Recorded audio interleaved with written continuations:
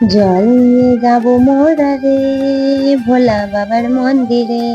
না না বন্ধুরা, আমি জল নিয়ে যাব না, আমি ঘরেই বাবার মাথায় জল ঢালবো। তার জন্য আমার দুটো জিনিসের খুব দরকার ছিল।